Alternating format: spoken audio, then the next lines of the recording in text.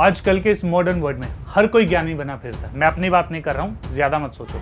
मैं बात कर रहा हूँ नेताओं की, मैं बात कर रहा हूँ अभिनेताओं की, कुछ सोशल मीडिया इन्फ्लुएंसर्स की, जो अपने आप को बहुत ही बड़ा ज्ञानी समझते हैं। लेकिन अगर तुम उनकी लाइफ को गौर से देखो तो तुम्हें समझ में आएगा कि यार इसकी तो खुद ही वाट लगी हुई है, ये हमें क्या सिखाएगा। तो फिर आखिर हमें सिखा कौन सकता है?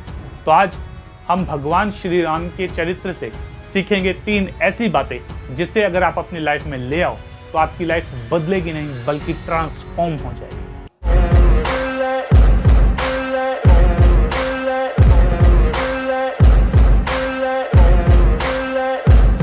हेलो मेरे जिगर के छल्लो, मैं तुम्हारा भाई तुम्हारा यार राजन शर्मा आ चुका हूं एक नई वीडियो के साथ। तो कैसे हैं आप सब दोस्तों? आज की इस वीडियो में हम बात करेंगे भगवान श्री राम के जीवन से 3 सीखों के बारे में। लेकिन उससे पहले आप सभी को मेरी तरफ से हैप्पी दिवाली। और अगर आप ये वीडियो दिवाली के बाद देख रहे हो तो भाई अगले साल के लिए ले लो एडवांस में। नंबर 1 है प्राण जाए पर वचन न जाए। तुमने ये डायलॉग अक्सर सुना होगा कि रघुकुल रीत सदा चली आई कि प्राण जाए पर वचन न जाए। ये किसको देखकर कहा गया? भगवान श्री राम को देखकर। एक्चुअली में इनके कुल की ये रीत थी कि जिसको ये एक बार वचन दे देते थे फिर चाहे कुछ भी हो जाए ये अपना वचन निभाते थे। और जिस टाइम पे भगवान श्री राम प्रकट हुए थे उस टाइम पे क्षत्रियों की बहुत बुरी हालत थी। हर कोई क्षत्रियों से नफरत करता था। अगर श्री राम के पिताजी को छोड़ दिया जाए तो तुमने परशुराम जी का नाम तो सुना ही होगा। उस टाइम पे परशुराम जी ने क्षत्रियों का 21 बार संहार किया था उसी टाइम के आसपास। और उसके बाद भगवान श्री राम आए।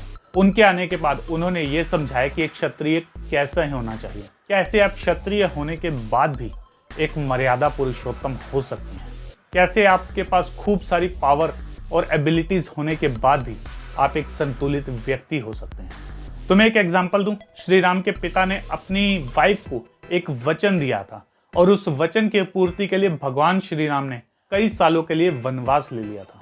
वो चाहते तो विद्रोह कर सकते थे, पूरी प्रजा उनके साथ थी, लेकिन उन्होंने ऐसा किया बिल्कुल नहीं। और अपने इसी वचन की पूर्ति के लिए उन्होंने अपनी प्राणों से भी प्रिय वाइफ को त्याग दिया था।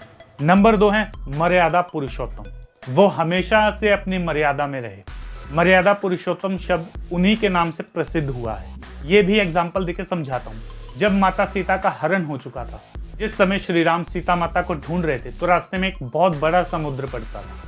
उस समय भगवान श्री राम समुद्र देव से प्रार्थना कर रहे थे कि आप प्लीज हमें रास्ता दे दीजिए जाने के लिए।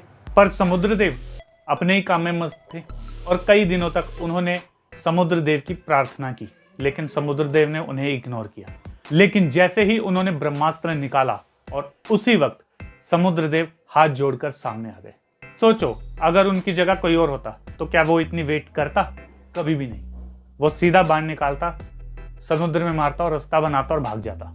नंबर 3 है ज्ञान के स्वामी। भगवान श्री राम खुद बहुत बड़े ज्ञानी थे और इसके साथ साथ वो दूसरों के ज्ञान की कद्र भी करते थे।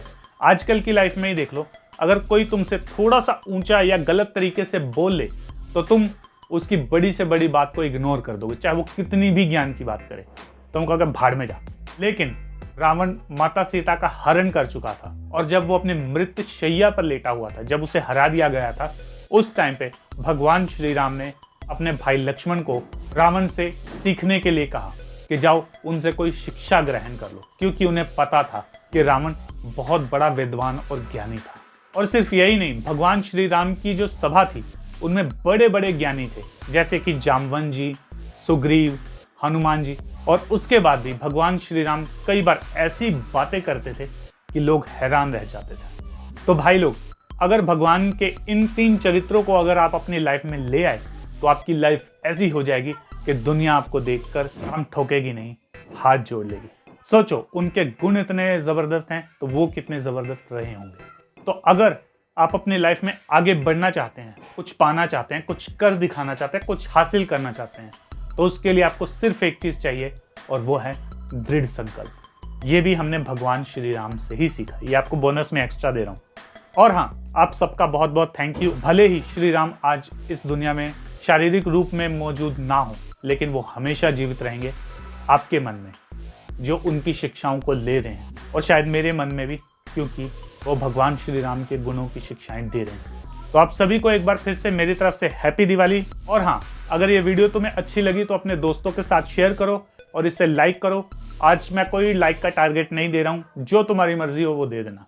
और एंड में सिर्फ यही कहूंगा, जय श्री राम, हैप्पी दिवाली।